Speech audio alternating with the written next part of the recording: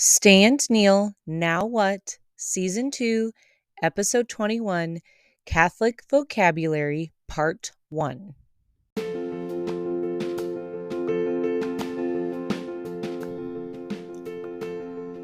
Hi, my name is Karen. I like to say that I'm the good kind of Karen. I am first and foremost a daughter of God, a wife, mom of 2, and I recently came home to the Catholic Church. I love my faith so deeply that I want others to love it too. Whether you are a Cradle Catholic, Catholic curious, or you have come home to the Catholic Church as an adult like I have, Stand, Kneel, Now What? Is the show for you. Through my love and lots of blunders, my goal is to help you along your faith journey. Our paths may be different, but all of our roads need to lead home so that we can be with our Father.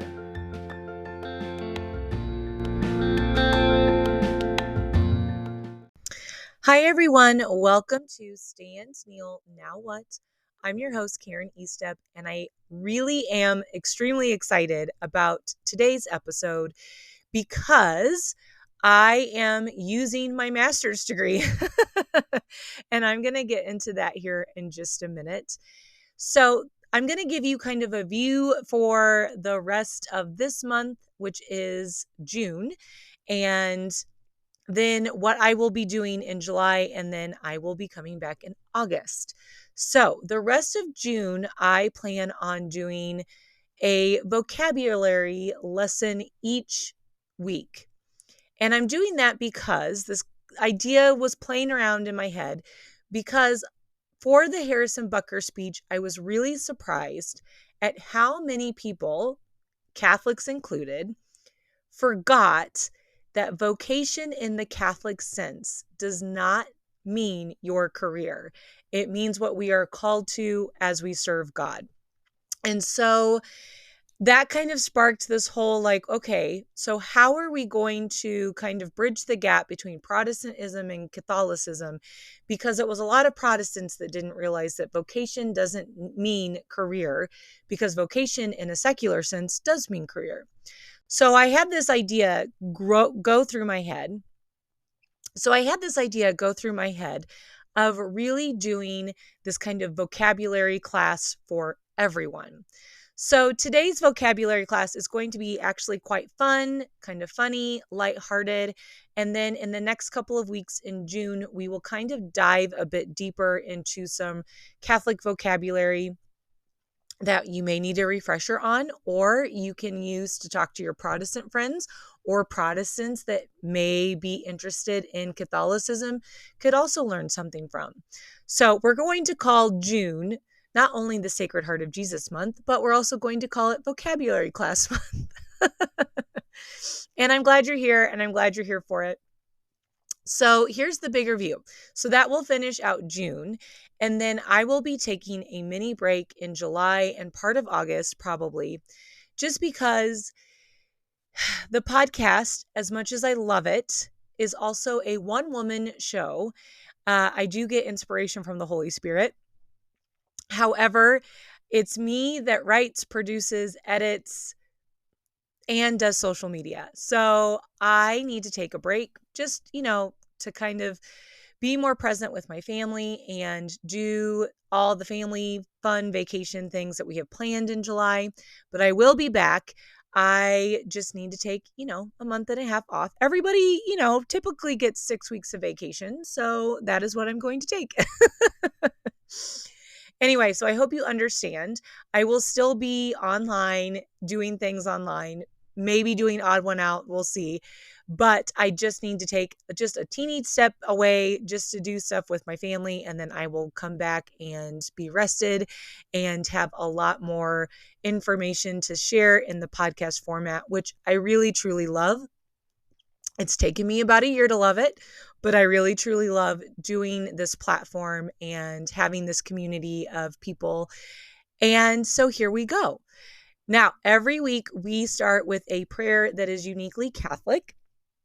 And that prayer this week, we're actually in our last week for this prayer, comes from a novena for forgiveness from Saint Jose Maria Escriva. And it's called the Prayer for Understanding. So here we go. In the name of the Father, and the Son, and the Holy Spirit. Jesus, you see how difficult I find it to understand others, to see the best in them and forgive their faults when they upset me and hurt me. I ask you for the grace to fulfill your command. Judge not, and you will not be judged. Condemn not, and you will not be condemned. Forgive, and you will be forgiven. You know, Lord, that often the first thing I notice about people is the negative things, the things that annoy me, that I see as ridiculous or unbearable. And so I develop the vice of thinking and speaking badly about others. Lord, have mercy on me, who am so unmerciful. Although I don't deserve it, I beg you to grant me a heart that is able to understand and forgive. In the name of the Father, and the Son, and the Holy Spirit. Okay, so let me give you a little bit of background on what my master's degree is in. So when I first started, just like everything in education, names change. I started out with my master's degree in English as a second language, or it was also called English spoken as an other language.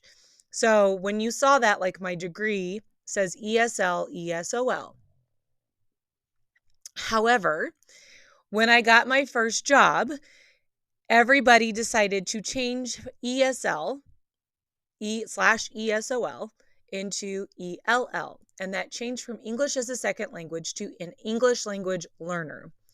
Now, I do agree with that change only because a lot of my kiddos, especially kiddos that came from the Middle East or Africa, English may not be their second language. So it became English language learner. Now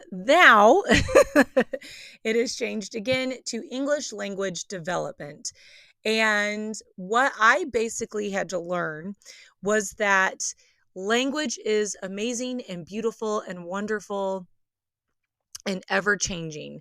And I love learning that. But one of the things that one of my classes was on was how all cultures, no matter what culture you're a part of, have their own vocabulary. So I'm going to give you some examples of what this looks like. So here in the United States, because I do have some international listeners, hi, how are you? So here in the United States, the language most widely spoken is English. However, here is a fun fact for people that did not know this. The United States has no official language, none. So when you look at those like Wikipedia sites or whatever, and it says English is widely spoken. However, the United States is one of the only countries that doesn't have an official language. And another fun fact, it was almost German over English. So we could have all been speaking German. Okay, so let's go back. So here in the United States, the overarching language that everybody speaks is English. Then we have what's called American English. So American English is different from the English that is spoken in Britain or South Africa or Australia or New Zealand or Nigeria. So our English is also called American English. Then under that, you have regional American English. So for example, in some parts of the country, they say the word soda for a soft drink. Or you could hear Coke in the South. That's really widely known. We've kind of talked about that in a prior episode where I talked about how I learned it as Coke. Or pop, which is really widely accepted where I live in the Midwest. So that is what is called regional English, where things are a different word depending on where they are. It's the same thing, they're just a different word. Another example of this would be like a shopping cart. Where I live, it's just called a cart, shopping cart, go get the cart. But in the South, sometimes it's called a buggy. Another example is four-wheelers is a type of like an ATV, all-terrain vehicle. I've heard them called ATVs. I've also heard them called four-wheelers. And then I think in the New England area of the United States, they call them quads. So those are just some examples of regional English. So then In the certain regions and in specific age groups, you also have cultural words that are slang words. So, for example, if any of you have middle school students, and I teach middle school, you might know some of these words that are slang words that are part of the middle school, early high school culture. Riz, R-I-Z-Z, that means that you're like rico suave, like you can get all the girls. Cringe, which just means like gross. So all of those are examples of like age group cultural English. However, you can then break that down even farther in this umbrella, and all of the different places that you go have different cultural vocabulary words. So, for example, your workplace would have its own vocabulary. If you are an educator, you are well versed in a lot of vocabulary words, especially a lot of words that only have 3 letters that are acronyms. So, for example, I am an educator and I know what a 504 is, which I guess that's not a word, that's a number, but a 504, IEP, ELL, ESOL, ELD, and I'm trying to think, I have a whole list. The DAC, which is District Administrative Center, which is what we call our district offices. But in a district that I was in prior, they called their administrative offices Central Office. So we just shortened that to CO. And then in a district that I was in, anytime you wanted to send mail in between schools, that was called interschool mail. However, the district I'm currently in calls it a pony. So if you want to send something, like my boss works in a different building than I do, I will tell her, hey, I've put this in the pony for you. And I'm sure people, when they come in, they're like, what? Do they have people riding around on horses? No. That's just what we call our interschool mail system. It's called the pony. So another example of this is my really good friend is a hairdresser. And I don't know if you've ever like listened to hairdressers when they talk, but they have their own workplace vocabulary as well. Ash, cool. I always give them a bit of a hard time. I'm like, can you just put me, like, I want to be an N5 with a hint of sparkle and a dash of ash. Like, and my friend is always like, she just rolls her eyes at me and she's like, okay, Karen, I'll get that mixed up for you. So they also call their point of sale machines a POS machine. And, in a different setting, POS means something completely different. So then you also have like your home vocabulary. So in my house, one of the things that we do not allow is the word stupid. And instead of saying stupid, my family says watermelon because it's kind of funny. And it became like this whole thing where instead of cussing and saying an F-bomb, maybe you would say the word watermelon. And became this whole thing. We even have like watermelon glasses. My husband has a watermelon shirt and we have watermelon bowls. And it just became this whole big thing. So instead of stupid in my family, we say the word watermelon. But that is a family vocabulary. And if you're not part of like our family, you wouldn't know that that is how we use the vocabulary word. So all of that goes to saying that every church also has a different vocabulary. And it's great and it's grand and it's wonderful.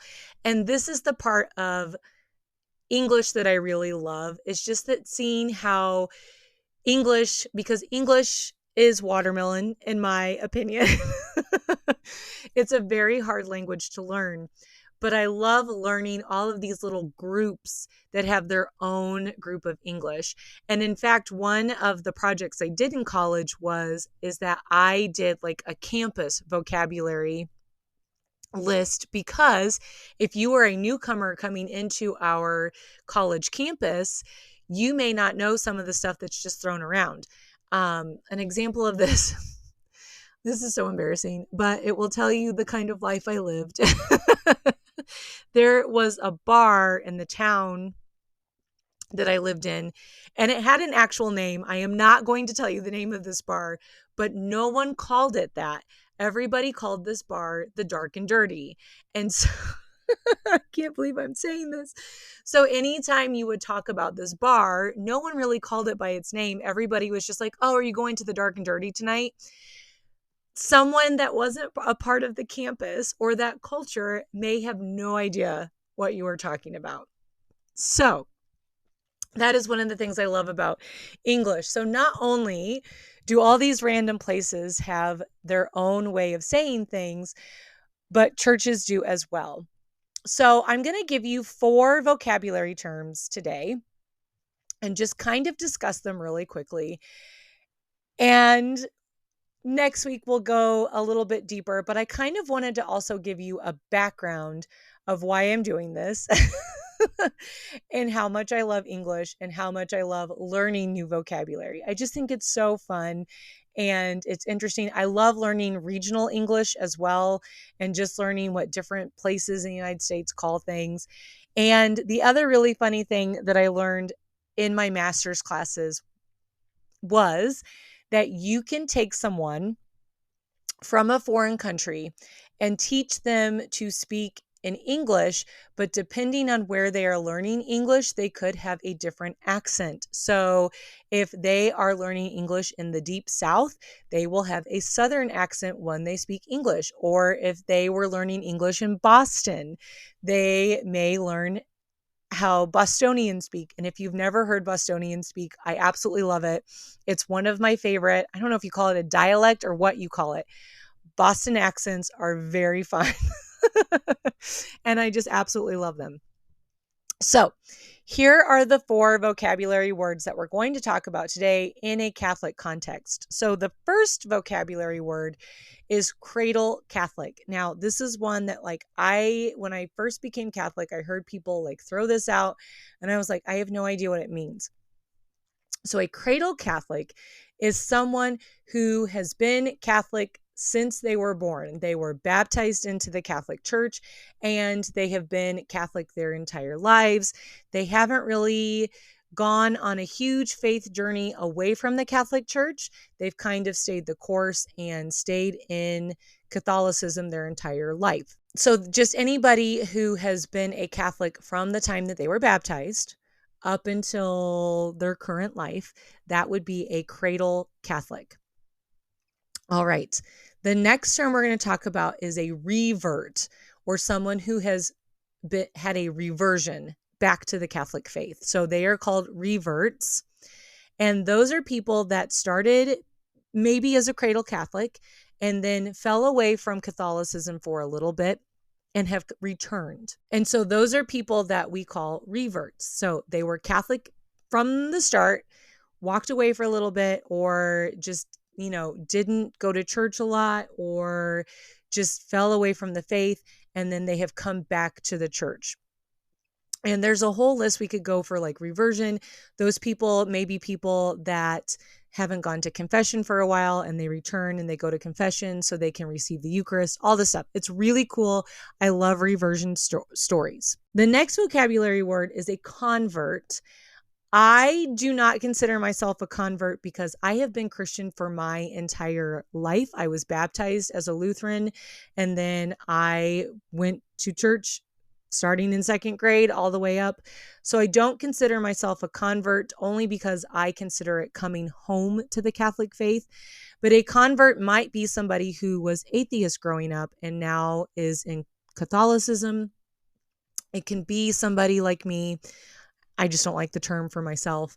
Or it could be someone who maybe was practicing the Muslim faith and has come into Catholicism. So that is a convert. They've just had a conversion. They have switched from Protestantism to Catholicism, or they have switched from another religion into Catholicism. Edith Stein was Jewish, and then she converted to Catholicism, which I think is really cool. And she's a big conversion story.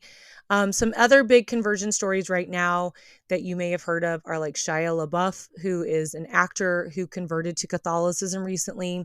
Candace Owens is a political commentator, and she is converting to Catholicism. Her husband was also a convert. And then Russell Brand, I don't know if anybody else is following his story, but he is converting. I'm not sure where he is in the process, but I know he prays the rosary daily because I've seen a couple of his things, and I just think that's amazing. So the next term I'm going to use is kind of funny, and this is this is why today's episode is a little more shallow. Another term for some Catholics, not all Catholics, but some Catholics, is Cafeteria Catholic. And I had no idea what this was for the longest time. And I think I asked my RCIA director. It is a person who picks and chooses what they like about the Catholic faith. So, for example, it could be someone who really likes the Eucharist, but may say that they are pro-choice, or someone who may be pro-life, but doesn't necessarily believe in saints. So you can think of probably people you may know that are public people that are Cafeteria Catholics. And that is, once again, it's just a person who picks what they want from the Catholic faith and still calls themselves Catholics. I am not a Cafeteria Catholic. I even told my husband I was not going to take all of my sacraments unless I was all in to everything that the Catholic Church teaches. And I'm here now. So I am not a Cafeteria Catholic. I do know some, and it's okay. That's part of their faith journey, and you just pray for them. You know, there's a lot of people that you just pray for. And even my priest said last night that people that fall away from the church don't spend a lot of time worrying, because worrying is going to get you nowhere, but spend a lot of time putting them into God's hands and entrusting them to God, because nothing is impossible with God. So our 4 vocabulary terms, just, to do a exit ticket. And if you're an educator, you know what an exit ticket is, are Cradle Catholic, which is a Catholic that has been a Catholic their entire life from birth to now, and they haven't really veered from the faith a whole lot. A Revert, which is someone who was a Cradle Catholic at one point, went a separate way on their faith journey, and has now come back to the Catholic faith. A convert is a person who converted to the Catholic faith from Protestantism, from another faith, into Catholicism. And then a Cafeteria Catholic is someone who kind of picks and chooses what doctrine they agree with about the Catholic Church. So next week, we will go a bit deeper. We will talk about some specific Catholic terms like laity, maybe novenas, and then we're just going to go on this whole vocabulary journey for the month of June. And I'm really excited about it, because I think the more vocab that I can put out to people, the more things will make sense. All right. Odd one out for last week. Your choices were lake, pool, or ocean. Lake came in at 20%, pool 60%, and ocean at 20%. I was kind of surprised with all of those results, except for I would say ocean is the odd one out, only because I live in the Midwest and there aren't any oceans. So it's the odd one out.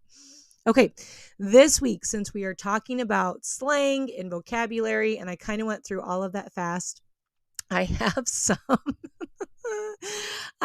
some slang terms that all mean gross.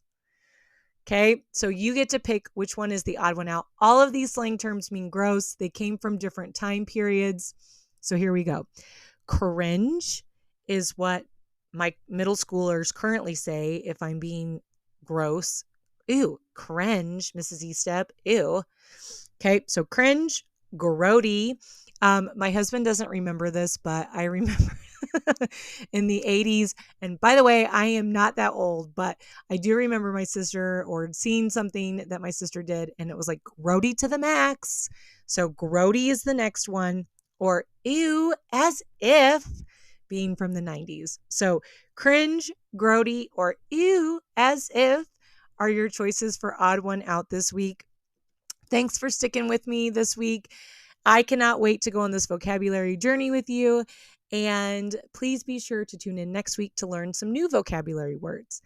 As always, if this podcast has blessed you in any way, shape, or form, please follow it on Facebook at Stand Kneel Now What with the question mark podcast, or you can find the podcast on Instagram at stand_kneel_now_what. And also, please subscribe to the channels. You can subscribe on, I think I'm on Buzzsprouts now, iHeartRadio, Amazon Music, Apple, and Spotify. So go ahead and click that subscribe button. And if you would, please leave a review. That really helps with all the algorithms and just getting this Stand Kneel Now podcast community out to more people. And I just can't wait for everybody to learn more of this vocabulary and just learn more about this beautiful faith that I am so humbled and proud to be a part of. All right, tune in next week for some more great vocabulary words.